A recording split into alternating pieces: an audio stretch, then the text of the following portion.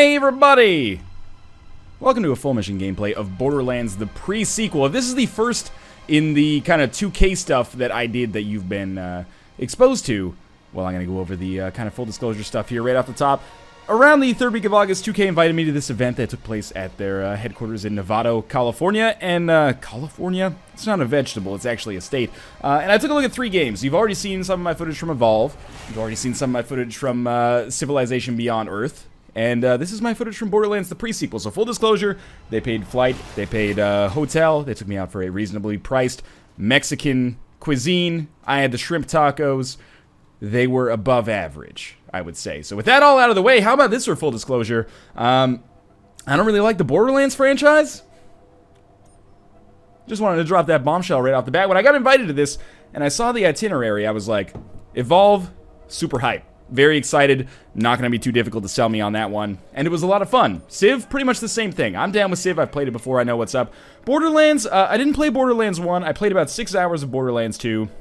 Single player and co-op total.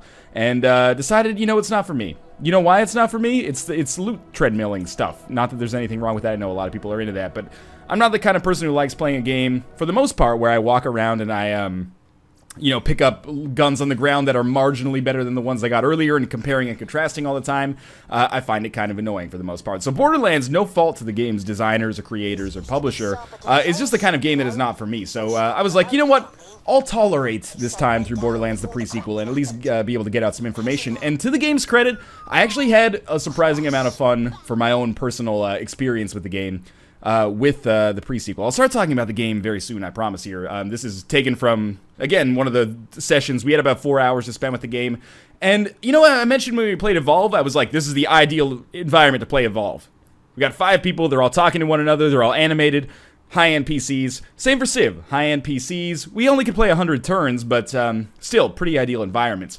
This is the kind of environment where you would think that Borderlands would get dry pretty quickly. We played the same mission over and over with all the different characters. And also, we were in a position where we pretty much started with kind of OP guns, so we didn't have to scavenge too much. So it's a very kind of un-Borderlandsy type experience here. Not un-Borderlandsy, but you would think that I would hold that against the game, or be able to hold that against the game, more than I actually do, because I played through the missions with all the characters, and I had a good time doing it, and so I surprised myself by how much I was enjoying the pre-sequel. That being said, I think a big part of that is probably because of the fact that you started with super OP guns. Or at least, like, marginally OP guns, which meant I didn't have to worry about the loot that dropped on the ground. So this is my favorite run. I do want to reiterate, by the way, this is not a review or even a let's look at type thing. This is just a preview. And if I say anything negative about Borderlands, it's not about the pre-sequel or the quality of either game. This is coming as a person who is not a Borderlands convert. Whereas, you know, for Civ and Evolve, I was very much drinking the Kool-Aid for those. Not to use exactly the worst kind of wording ever. So this is coming from someone who's a Borderlands skeptic. I still had a pretty good time with the game, in spite of the fact that the concept doesn't really tickle my fancy as much as, you know, conquering an entire planet does through, I don't know, fusing yourself with alien technology. So this is the favorite game that I did, even though I died a lot. This is me playing as Claptrap. So Claptrap is one of the 4 characters. There's also Athena. Athena has, they all have their special abilities, you know, their subroutines, the same way that, or their special abilities, the same way that they did in Borderlands 2. Athena has a shield, which basically can absorb shots, and then eventually throw it back at the enemies, and depending on what you spec into here, I'm not going to talk too much about the trees that were going down here, because you can see that for yourself, and I'm sure read that online when the character creator comes out, if it hasn't already. And with one of the skill trees, you can get it to ricochet off a number of enemies. Pretty fun. There's also, oh, what was the unit? Nisha, that's it. These are all coming from memory, so you gotta give me props for that one, okay? She's like a Wild West kind of like, you know, doesn't pull any punches type character, and my favorite thing with her was that her special ability, which is mapped to the, you'll be able to see it on the left side, don't worry about it for now. I'm using it right now, actually. I'll talk about what this is. I'm sorry that I can't get through it so quickly. There's just a lot of verbal diarrhea coming out of my mouth right now. But she basically, it gives her 100% auto aim whenever your ability is active. So you can just take out dual revolvers and just shoot them into the air as fast as you can. And it will make it very, very easy for you to destroy the enemies. Now, there's another character, Wilhelm has the ability to kind of like shatter enemies with a sweet rocket punch. But Claptrap is the coolest for me, because he's got some that are like supporty type abilities. The one that actually I got with my first use of the special ability there was One Hit Wonder, which uses all the ammo in your clip in one shot. But it's variable every single time, so sometimes it'll allow you to, you know, heal your enemies or something like that. Sometimes it'll make it so that your guns do crazy amounts of damage. Sometimes it'll make it so that you burn through ammo super quickly, like in One Hit Wonder.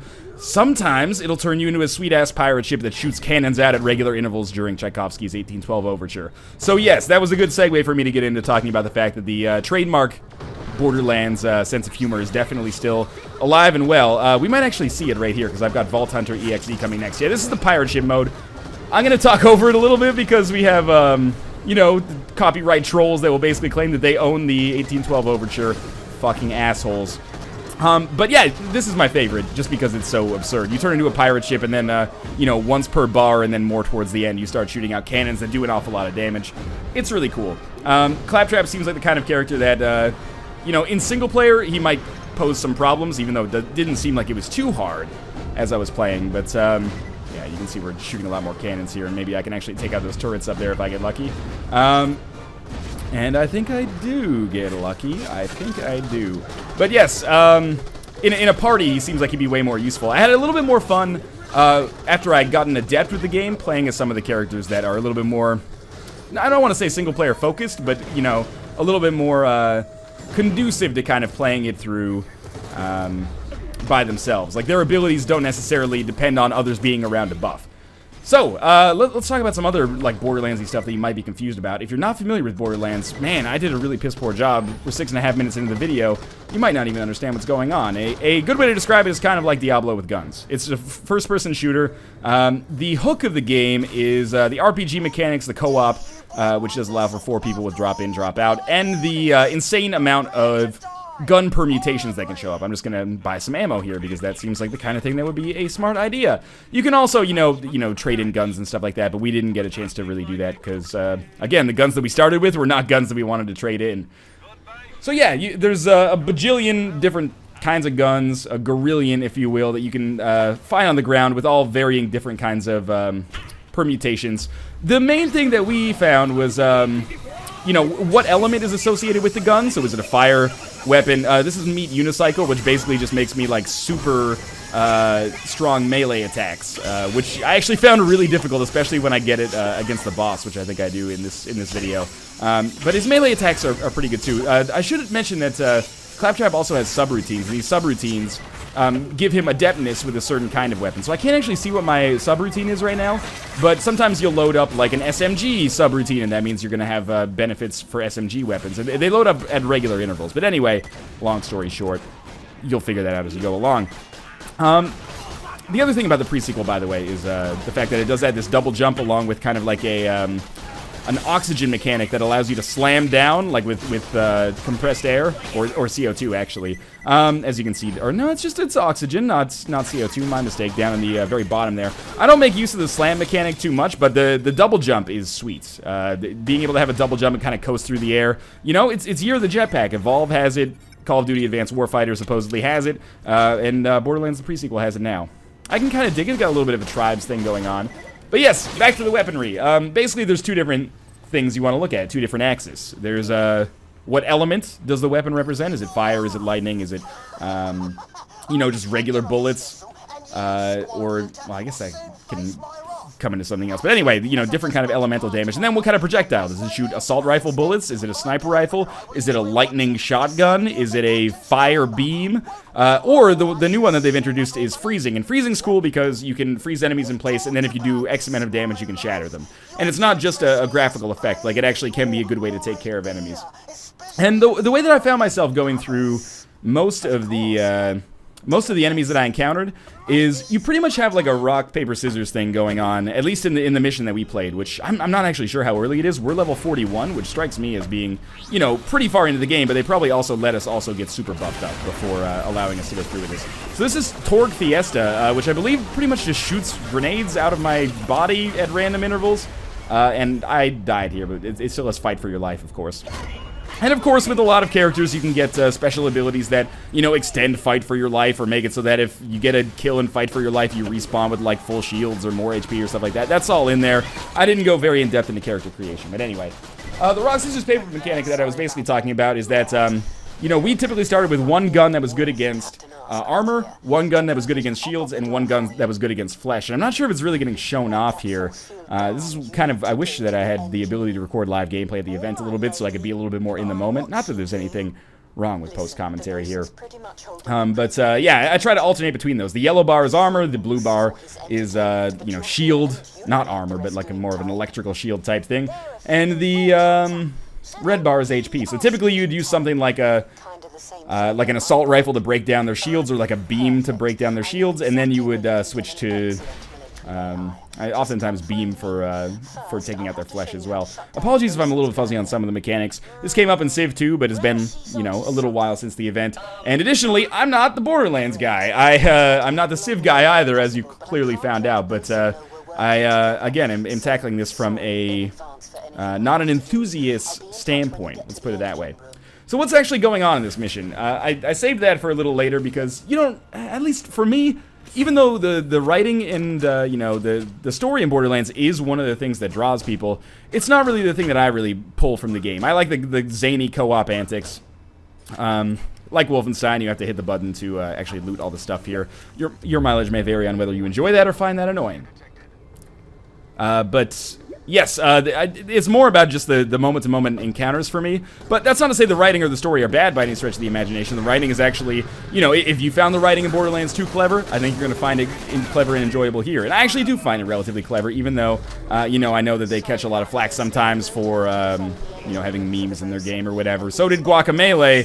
Guacamelee was super amazing as well, though, despite the fact that there might have been a picture of a Doge at some point in the game. Anyway, so I got Mechromancer here, which basically makes it so my guns are super inaccurate, but also do way more damage, which is one of the nicer kind of VaultHunter.exes you can get as Claptrap special ability, which is charging up there on the bottom left side of the screen in case you didn't see it. But anyway, the way this mission works, we have to steal, like, I believe it's called like an action core or something like that. You'll see it once we get past the engine room. Our overall, or get to the objective, or the engine room. Our overall objective will appear. So we're basically sieging this kind of ship, and there's a big bad, like a boss that is in the game, that is kind of running the ship here. Now he has a sweetheart, but his sweetheart is betraying him and giving us the information that we need in order to survive and succeed. So this gave us assault rifle subroutine, and we became the pirate ship again. I'm not sure how good I am at it, but you know, you'd think that this would be like a little bit of a one-trick pony. The pirate ship is fun, man. Even after 3 hours or so, the pirate ship was a good time. Maybe after 30, it might get a little grating, but I think it's also one of the more powerful ones based on the fact that the cannonballs do so much damage.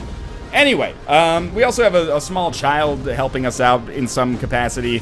It's Borderlands, you know, things are messed up. The writing, again, it's clever, it's fun. The overall story of the game takes place.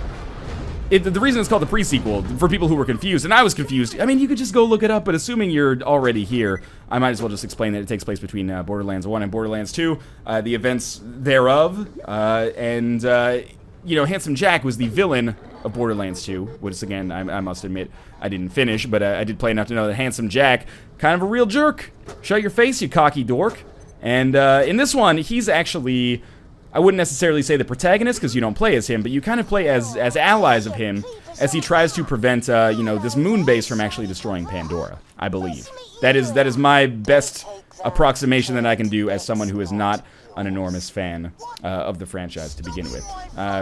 Again, not any fault of the developers themselves. Like, I've been watching Nick play Diablo 3 for like 6 days here. I played a little bit of it myself. It was fun, but the loot I find exhausting. It's actually the kind of game I prefer to watch rather than play myself, weirdly enough. And I actually don't know how I'm going to fall on Borderlands, the pre-sequel. I saw enough to convince me that it's a fun game for people who like Borderlands. I had a reasonably good time, especially because I didn't have to worry about loot. But I'm not sure if it's going to be the game that gets me involved in Borderlands. I think maybe if a lot of people that I know and play games with end up picking it up or getting invested in it, then it's the kind of thing that maybe could be like a nice go-to game, you know, for me to play during my leisure time at night.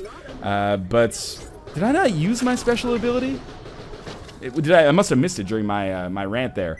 But yeah, I mean, it's the kind of thing where it seems like this is definitely a game made for Borderlands enthusiasts, if that makes sense. I'm trying to use a slam here, I think. Didn't really work, but I did use a grenade and hurt them pretty badly. Freezing them in midair is pretty sweet as well. I guess this is an ice pistol, but anyway. Yeah, you know, you can kind of just tell from the premise of the game that this is something that's made for enthusiasts, not necessarily just for people that are getting, you know, into the game for the very first time. And that kind of shows for sure. It seems like this is definitely, it's got a lot of nods to, wow, this is a really bad time to use this subroutine, or to use this vaulthunter.exe. But yeah, it's got a lot of nods and in-jokes and stuff like that that seem like they would definitely resonate with you a lot more if you had actually, if you were a fan of the franchise instead of just someone who was, you know, some asshole sitting down with it for 4 hours being like, well, I don't really get this. That being said, I did have fun with it, and I can't stress enough that I hope that comes across as sincere, because it was. Even though we were playing the same level like 5 or 6 times in a row, it was still fun to check out the different characters, and really the strength of the game, beyond the fact that it's, you know, sweet co-op, is the fact that the characters are very different. Like Claptrap plays very, very differently than playing as Athena, who plays very, very differently than Nisha. And Nisha was actually probably my favorite of all, just because it was really satisfying when your ability was charged up to pop it and then just like mash the trigger. Or not.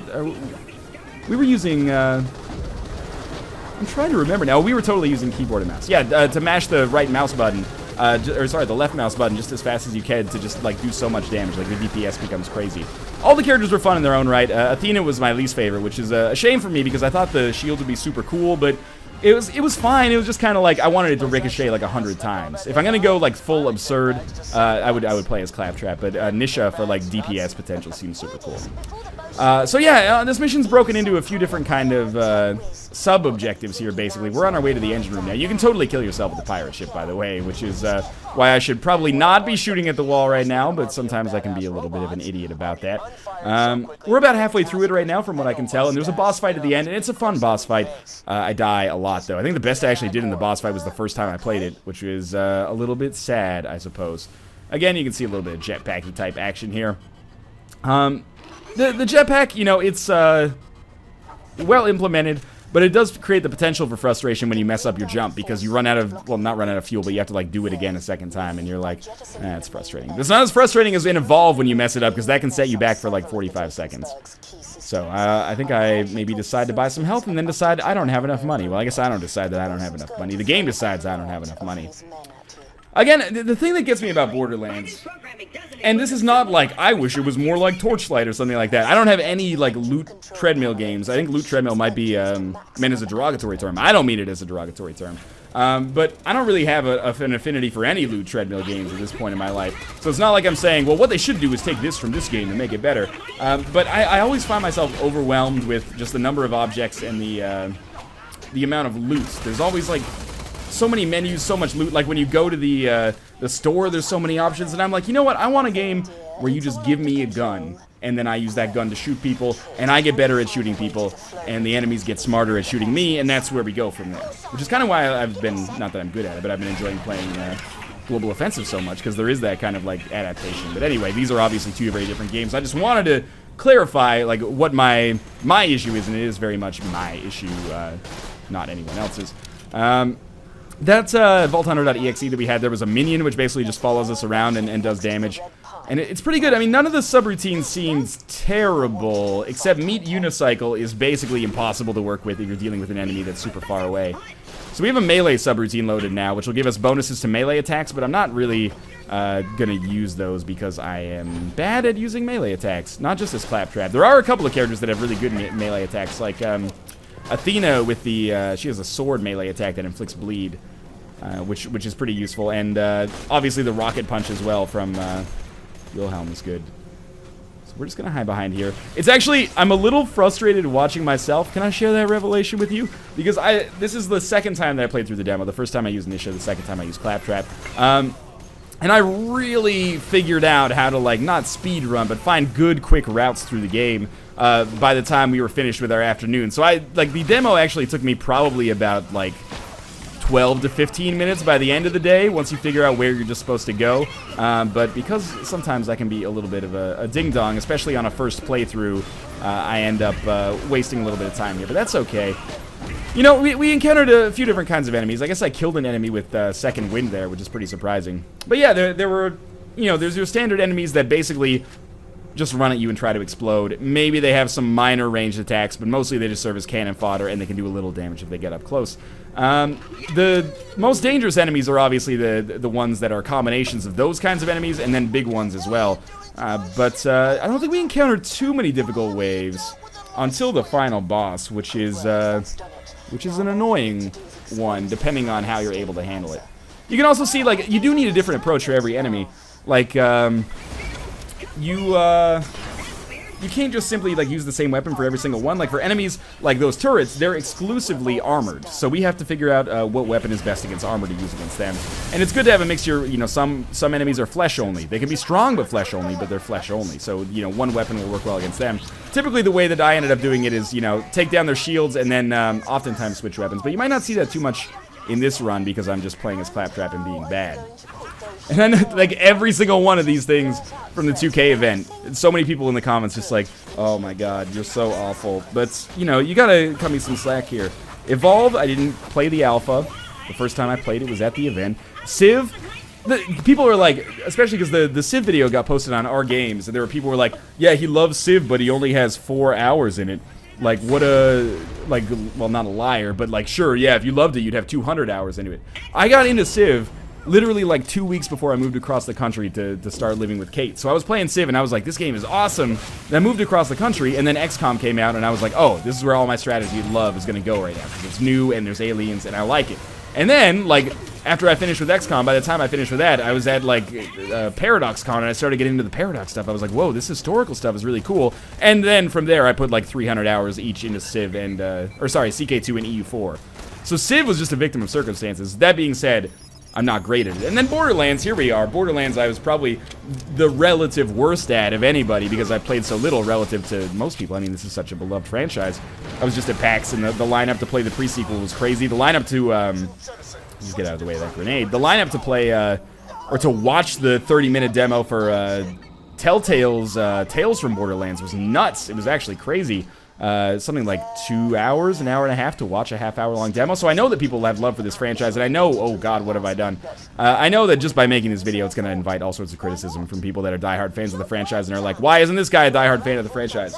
I apologize, but I hope you're able to glean something from this, regardless. So we've done all the sub-objectives here in the engine room. We walked down this tunnel, and we're getting very close to the boss fight at this point. If we just walk down this tunnel, I think we have, like, probably, like, my favorite encounter over the course of the demo. Comes up in just a second. I'm sorry to talk over the voice work and stuff, by the way, but you know me, I ramble.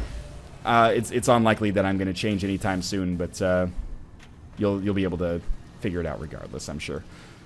So we move through here, and I think that some boss chimes in, and basically, not boss, but like the guy who will eventually be the boss chimes in and is like, we've got this, like, really scary guy. I didn't want to send him after you, but I will.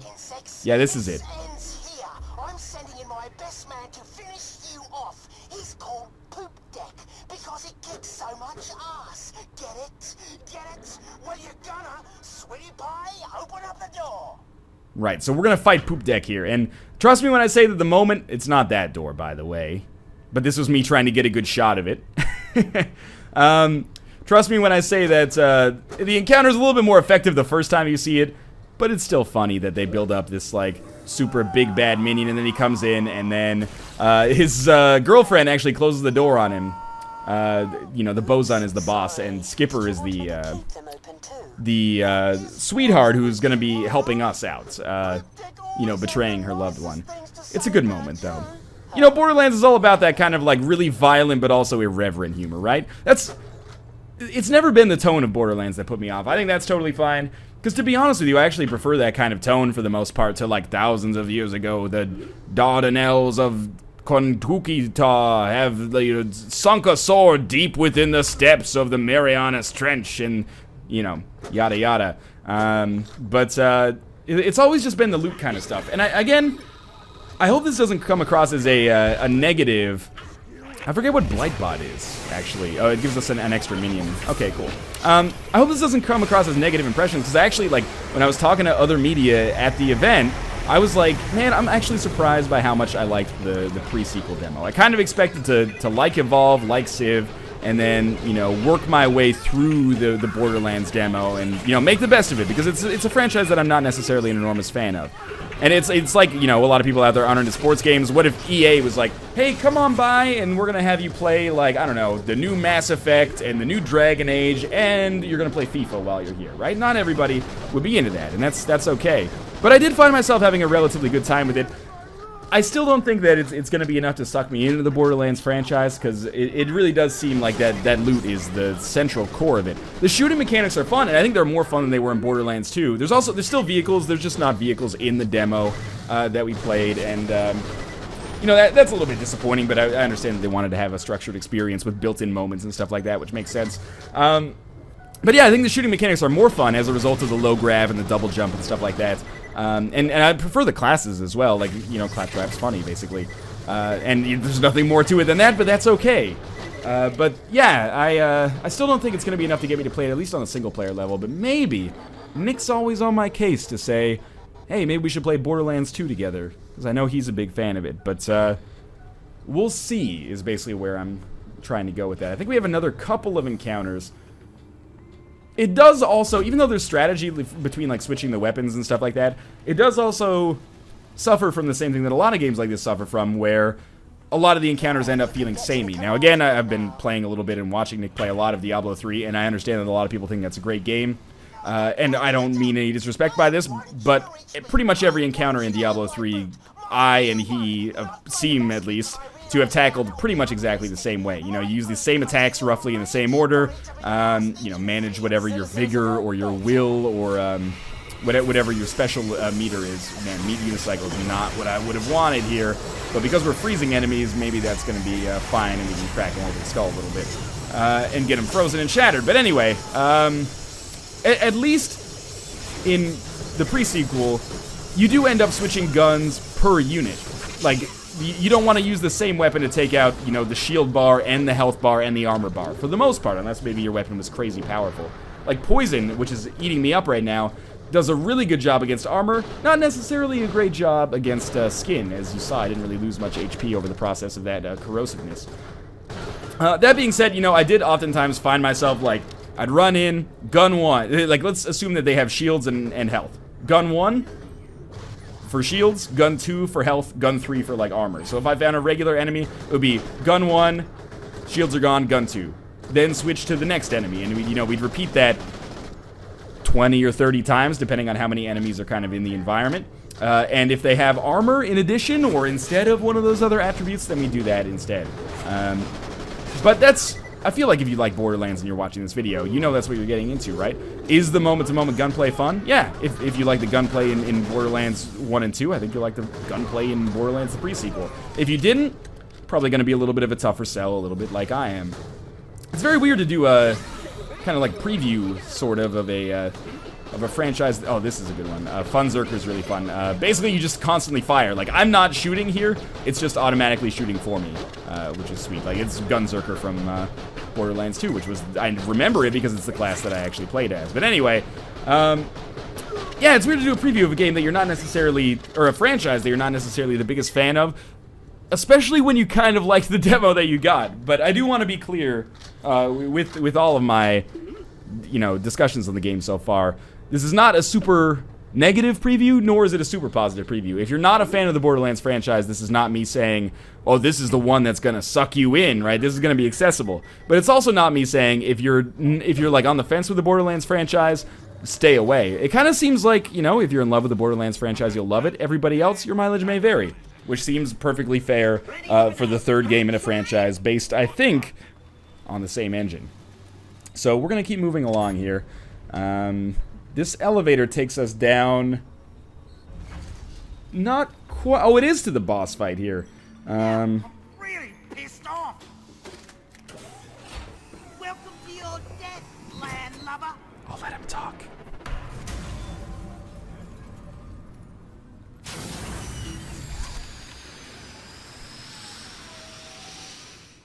All right, you do of course need to keep in mind that I'm talking over a lot of the you know, the moments in Borderlands as well, which is the voice work and the one-liners and stuff like that. But anyway, what's the deal with the Bosun here? The Bosun is, he's 4 levels below me. I die a lot here. I don't want to spoil that for you, but he's a really easy boss if you know what to do. Basically, or if you have the right weaponry. He's protected by a few of these shield generators. So, you know, if you fought bosses in games before, I think you're going to be able to figure it out for yourself. But basically, we want to use our armor-piercing gun. I hope that that's the one I'm using right now, but I didn't get a good look at it back in the early game when I looked at my inventory. We're going to use our armor-piercing gun to take out the shield regenerators. And when those are gone, we can actually take a crack at the Bozon himself. So, you know, very simple, like, take out his defensive stuff and then take out himself personally. That beam is probably not going to do a whole lot of damage. I think this was taken at the point when I still didn't really have a great feel for the actual, like, rock, scissors, paper mechanic style in the game. Try not to hold it against me too much, although, you know, maybe I would. We should really reload all of our stuff here. I should mention as well, because I've talked about stability in all the games that we've played. I've never had, I didn't have any crashes playing the pre-sequel, which is good because it comes out really soon. It's coming out October 14th in North America, at least across all. I don't want to necessarily mention platforms because I might get it wrong. I don't know. Basically, what I'm getting is I don't know if it comes out on the next generation platforms. I'm pretty sure that it's last gen only, but I might be mistaken in that. We played it on PC. It played fine on PC. It didn't experience like frame rate hiccups or anything like that. I mean, it's a relatively old engine, assuming they're still using the one from even Borderlands 2. But yeah, I mean, it looks fine because I think that's one of the things with Borderlands is that its art style is really, I don't want to say timeless, but it ages well. Let's put it that way, because it's not so much focused on, you know, super high res stuff and great texture work. It's more, you know, it's almost like Telltale-y a little bit. It's got like this artistic, cartoony vibe to it, which works totally fine. The game looks fine. It sounds good. And it ran well. I really can't come up with a good reason if you don't like Borderlands to not be excited about this, if that makes sense. Let me rephrase. If you like Borderlands, I can't come up with a good reason not to be excited for Borderlands the pre-sequel. If you don't like Borderlands, there's not that many reasons I can necessarily say to be excited for Borderlands the pre-sequel, at least in the demo that we played, except that it gives you another chance to get into the franchise, I suppose. A franchise that is pretty well loved. I always see it in the top sellers on Steam and stuff like that, and I always see a ton of people playing it, even if it's never particularly tickled my fancy. So yeah, this is where things kind of go off the rails here, and I start taking a metric F-ton of damage, and it's really, in Borderlands, to me, it seems like it's almost as much about, you know, where you die as trying not to die. If I had died in a better position here, I might find myself able to actually fight for my life. But yeah, when you respawn, you go through a tunnel and you pay credits, I think. You pay like a certain amount of the credits that you have in your wallet or what have you. And then you just, you know, make it work. You come back and try to beat the boss. And the boss does regenerate HP during that as well, which is probably why this was a little bit longer than I thought it would be when I looked at the timeline for the video. But the shield generators don't come back. Don't use the beam.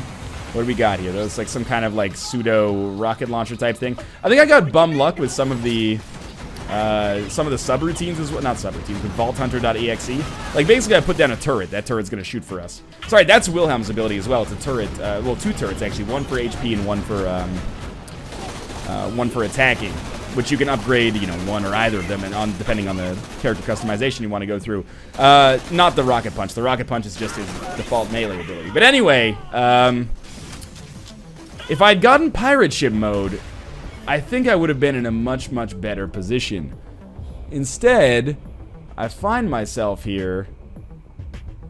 I think it's my minion. I'm not totally sure, though. But I find myself here probably dying again and feeling like a pretty big dummy as a result of that fact. But we are, you know, we're going to triumph and overcome, I promise. So yeah, I think I've given, like, pretty much my overall thoughts on the pre-sequel. I want to reiterate the caveat that if you're a big fan of Borderlands, my thoughts on the pre-sequel are basically meaningless, and I hope you're just here for the gameplay. If you're the kind of person like me that's on the fence, I hope I've given you a little bit of insight into how this very much seems to be cut from the same cloth as the earlier Borderlands games, both for better and for worse. I mean, it's not like I was going into this expecting that, oh, are they going to make Borderlands into like a super hardcore, I don't know, like modern military shooter or something like that? Of course not. But I did see enough here that made me, you know, at least optimistic about the fact that maybe this will be the one that helps me overcome the fact that I'm not necessarily into this whole loot grinding stuff. And I might play it for myself, but at the same time, I can't see myself sitting down and playing it single player. It's the kind of thing that if I'm on the fence is going to be much more of a multiplayer driven experience for me. which I think it is for a lot of people. Alright, let's see if we can actually make some progress here. I'm also, like, super boring when I play Borderlands. Like, I'm exactly the kind of person you don't want to watch playing this. It's like if you're freaking, like, your dad was, like, a software engineer, and he was playing Borderlands. Because all I do is about my favorite weapon type, rocket launchers, Dad? No, rocket launch, too messy. I like pistols. I like revolvers and stuff like that. That's pretty lame, Dad. You can shoot an ice beam out of the center of your chest. I was gonna say a different body part there. But you want to go with revolvers? Hell yeah, I want to go with revolvers. I like revolvers. There we go. We're finally gonna win with, I think that was Necromancer there. Now all we have to do is actually pass through the portal to finish off here. But, and the other thing is, whenever I upgrade, do I want new active abilities? F no. Give me, like, plus 2% critical chance. That's my jam right there. Regenerating ammo. That's my style. I'm a lame player like that, and that's me playing every RPG ever when I get the chance. Anyway, that's gonna do it for my my little preview here of Borderlands the pre-sequel. You're able to figure out how to pre-order it if you're interested. Don't consider that a call to arms or anything like that. But in any case, thanks for watching. I hope you enjoyed the episode. Click the like button if you did. Thanks to 2K for sending me out there. That's the last 2K thing we've done there. So it's in the bag. I'll see you next time.